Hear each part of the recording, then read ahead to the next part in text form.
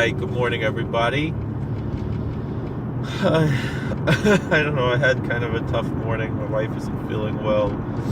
I didn't want to wake her up, and then I lost temper, and I got to work on myself. I feel almost like, yesterday I talked about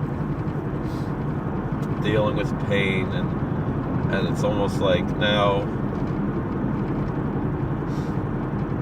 like I opened up my mouth, and now, I don't want to sound superstitious. I'm just,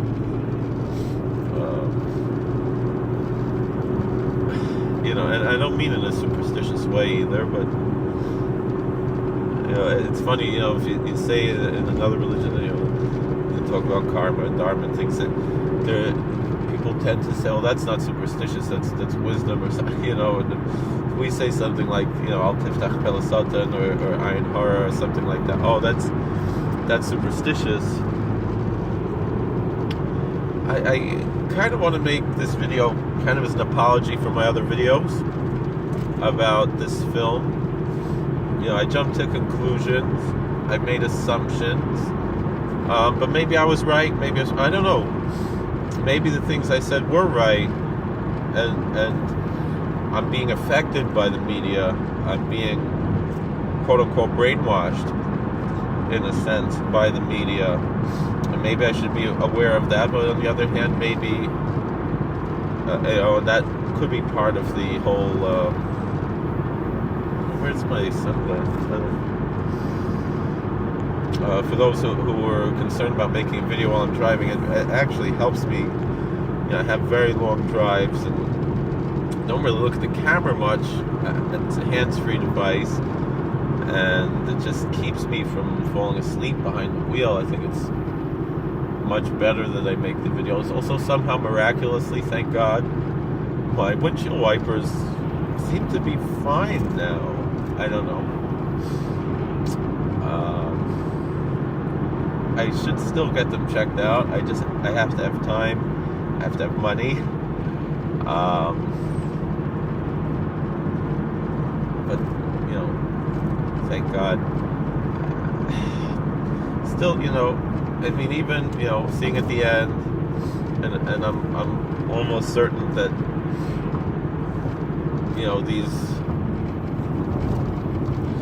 the dialogue between this young man and Yosef Rappaport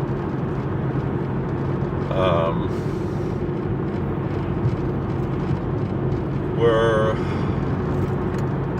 much longer, and they only took snippets here and there.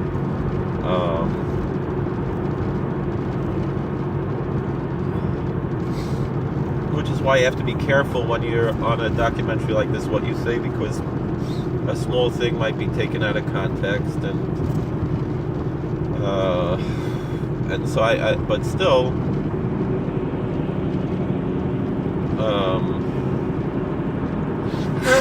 excuse me. Still, that's sorry about that. I should have paused the video. I'm sorry. I don't want to be distracted.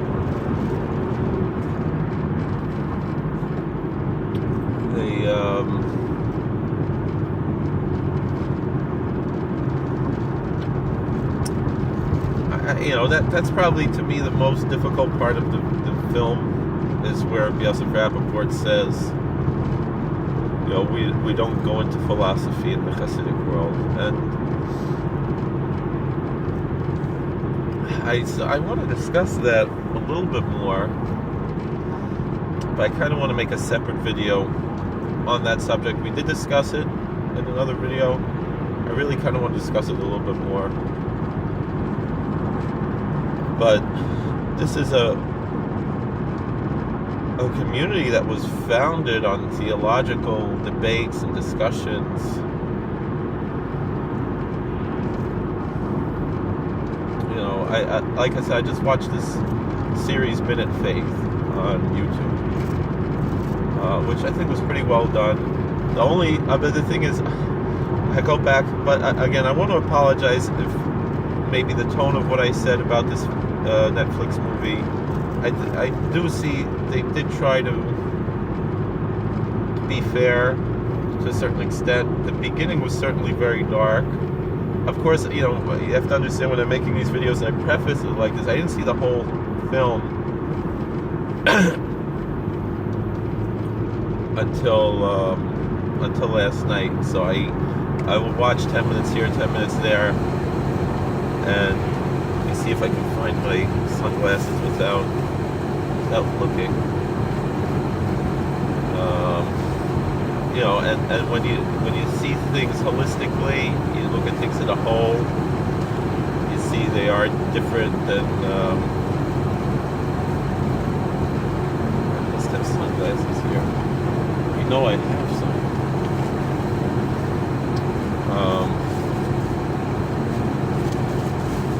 There we go. Now I'll be a cool dude. Look at that. Still doesn't. These are really strong sunglasses, and the sun is just really bright right now. Very different. What kind of roadkill is that? I thought it was a tire, and then it's just, I don't know what it was, a plastic bag.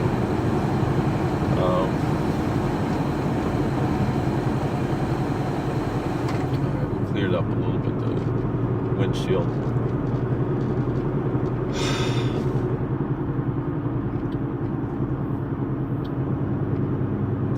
So,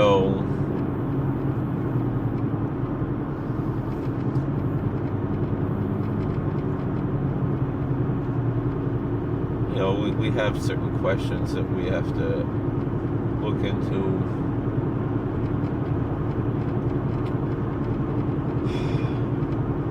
But all in all, I have good fish in my office. I could eat for lunch. Today's the yard site of Pisetzner. Or was that yesterday? I don't remember.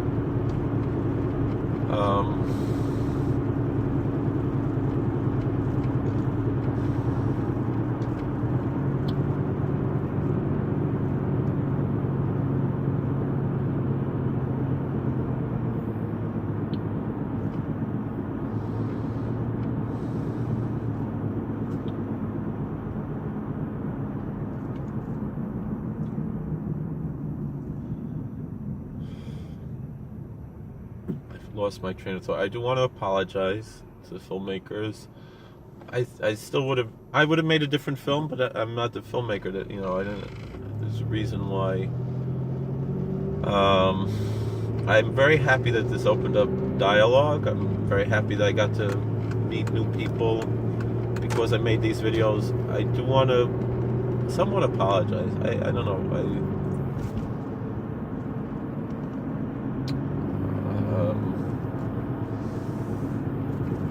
And also I kind of want to learn how do I become. The thing is, I have a job. I can't just pick up and leave my job. I have 2 jobs, and I can't just dedicate so much time to filmmaking. I don't know. You have to get the equipment. It's very expensive, and I've always dreamed of being a filmmaker, but the more I learn about it, I realize it's a big malacha. It's a lot of work, and I don't know if it's something I'm cut out to do. I wanted to be like an auteur, like Orson Welles, or when I was a kid. I studied film for a long time, and that's why that's why I make these videos.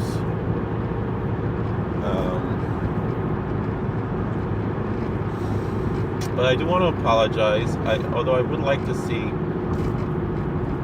I would still like to see that Netflix should have something about people joining these communities to kind of balance things out.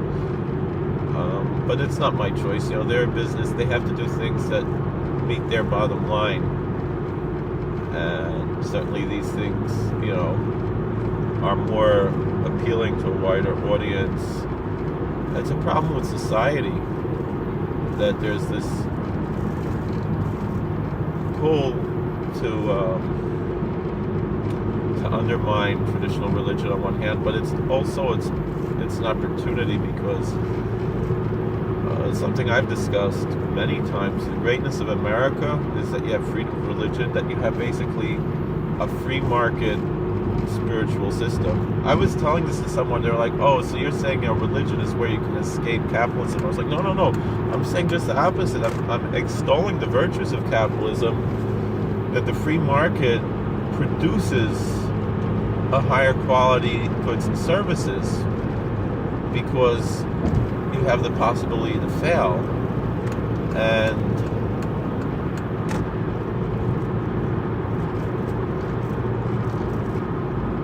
the same is true with religious services.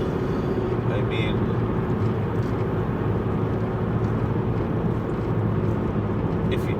the fact that we cannot rest on our laurels in America, even though some religions do, it squelches and gets rid of a lot of the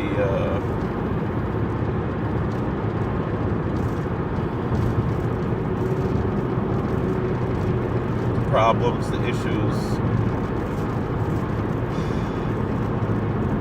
I'm rambling on right now. It's too early in the morning. I didn't get enough sleep last night. But I do want to make this film to apologize. But what I'm saying here is that freedom of religion in America is a check and balance against the abuses that you sometimes find in organized religion. And particularly when you have like a European style where the government and the church are one. Then and there are arguments on both sides. I was arguing with someone just in shul. There was someone, he came from South Africa, and over there it's much more of a socialized religious system. And a lot of the European countries also have the same thing. I remember some years ago I had applied for a position to be the chief rabbi of Munich, Germany.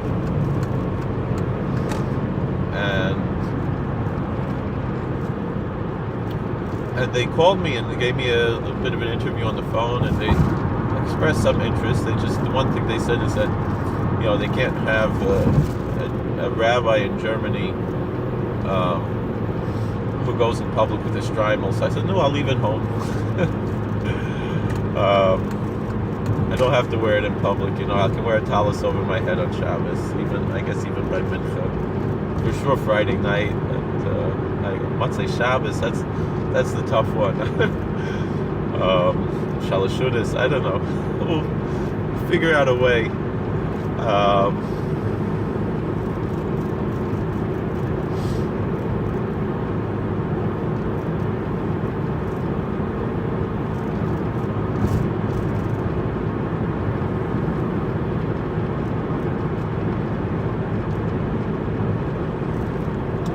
But they were describing to me how religion works in Germany.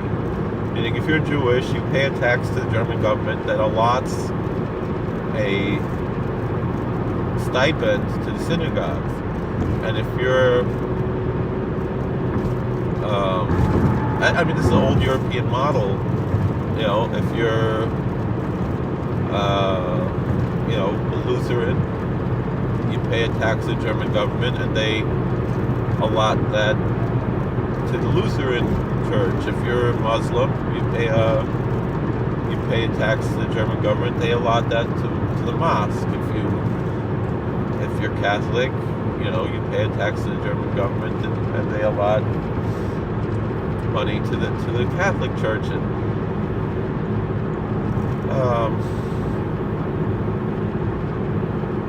doesn't really seem like a good system to me.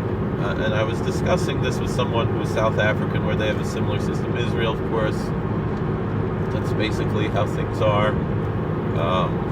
And we see in Israel how corrupt the rabbinut is.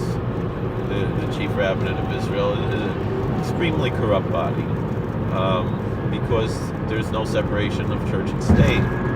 And this is also trying to explain what it means, separation of church and state. Separation of church and state doesn't mean that religion has nothing to do with government.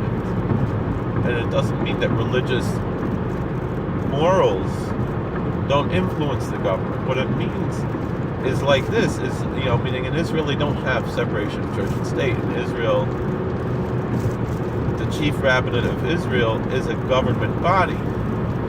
And so too in Germany, to a certain extent in England, and these other countries. That's the way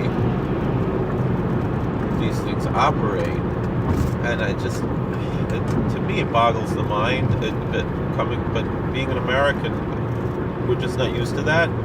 And that's kind of why we founded America, to get away from that system, because it leads to corruption in a certain way. Because, in America, you can make any religion you want, and the government can't really stop you unless you're murdering people,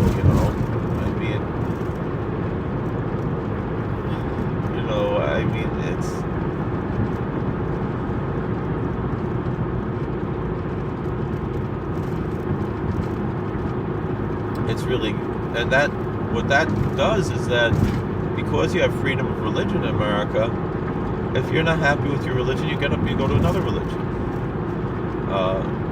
All right, yeah, kids are raised by their parents, but once they're 18, you can get up and go and find your own way.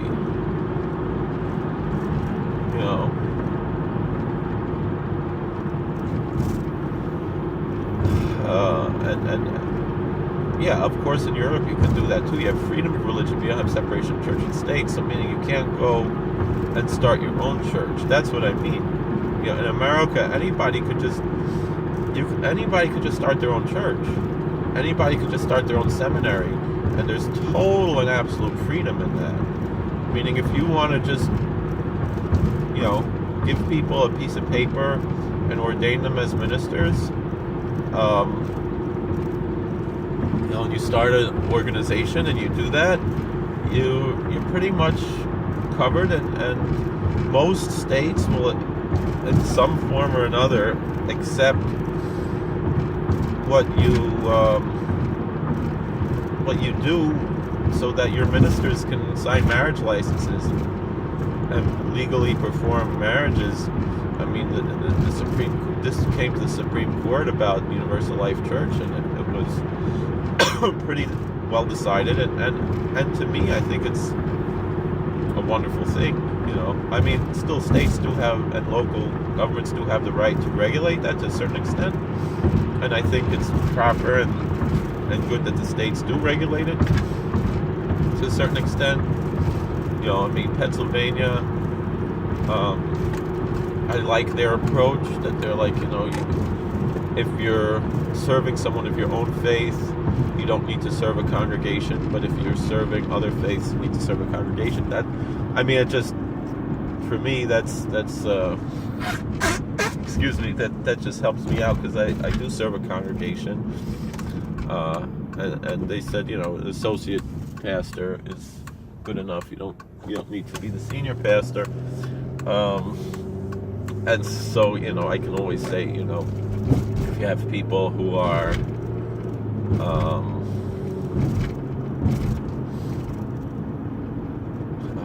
just ordained online and don't actually serve a congregation, you can be like, well, those people are not legal. You want to have someone who's actually legal in Pennsylvania.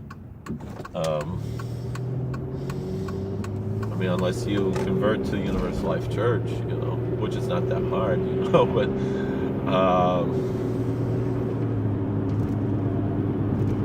but it prevents people from just making a business out of, it's interesting. Nevada also is very strict. People think about, it's so easy to get married in Nevada and Las Vegas. You can get married by an Elvis impersonator or whatever, but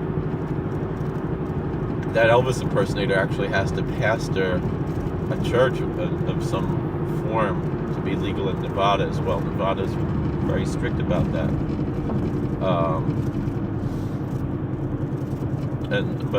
Generally what they do is that the wedding chapels have like a Sunday service, and that's how they do it.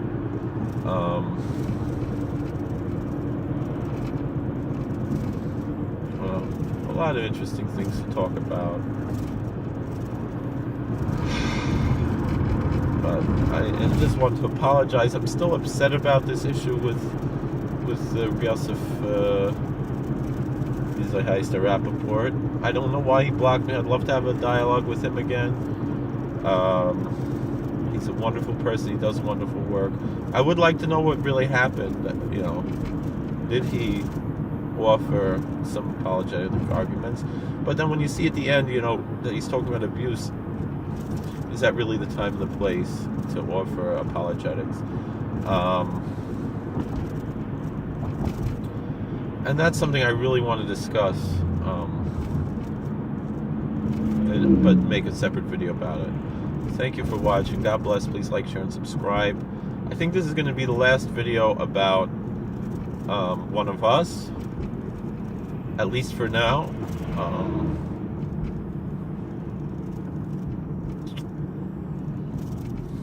But I do want to apologize, and I would like to have more dialogue with the filmmakers and with other people who have been touched by this. I do still think, though, after watching it, there was a certain amount of things that were probably staged, which is a normal practice, you know, in documentary filmmaking, is that you stage things. And you know, I don't know if I believe all the phone calls were authentic. I don't know if all the meetings in the street were authentic. I think a lot of things were staged, and a lot of things were real. And that's just how documentaries and reality shows are done. That's how they do it. It's not really a secret.